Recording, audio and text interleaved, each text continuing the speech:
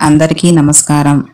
ఈ రోజు నవరాత్రి రెండో రోజు బ్రహ్మచారిణి దేవి దినం। మహాతపస్విని ధైర్యం మరియు నిబంధతకు ప్రతీక అయిన బ్రహ్మచారిణి దేవి యొక్క కథ విందాం రండి। పార్వతీదేవి ఎలా పుట్టిందంటే నారదుడి వచనం మిత్రులారా, సతీదేవి మళ్ళీ హిమాలయ రాజు బిడ్డగా పార్వతి పేరుతో పుట్టింది। చిన్నప్పుడే ఆమెకు నారద ముని ఒక రహస్యం చెప్పాడు।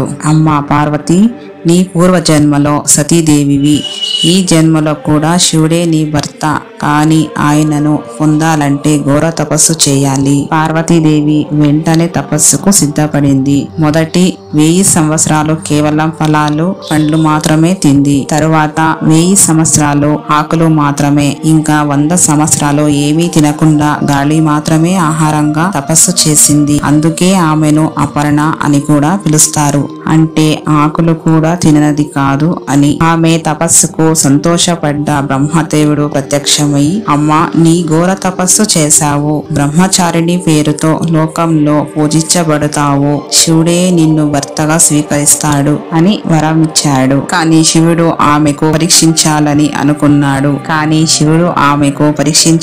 అనుకున్నాడు।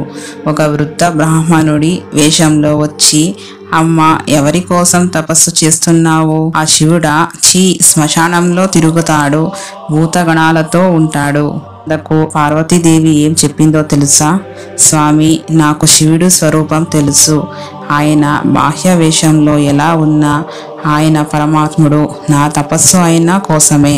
అందుకు ఆమె దృఢత్వం చూసి శివుడు తన నిజ స్వరూపంలో ప్రత్యక్షమై ఆమెను భర్తగా స్వీకరించాడు।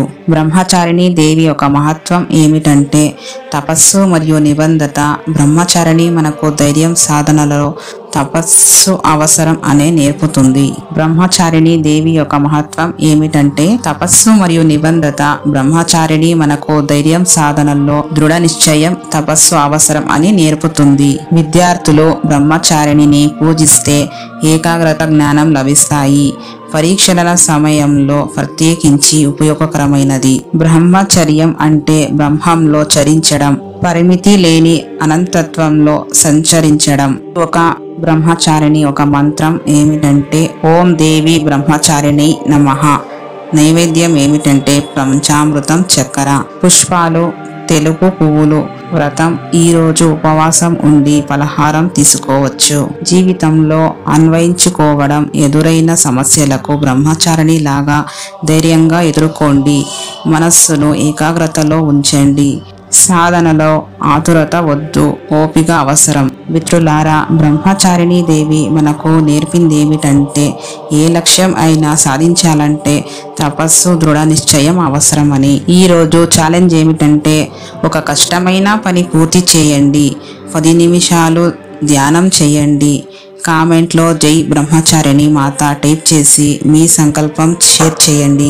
లైక్ కొట్టి షేర్ చేసి సబ్స్క్రైబ్ చేయండి। రేపు చంద్రఘంటా దేవి అద్భుత కథ కోసం రెడీగా ఉండండి। యా దేవి సర్వభూతేషు బ్రహ్మచారిణి రూపేణ సంస్థిత, నమస్తస్యే నమస్తస్యే నమస్తస్యే నమో నమః।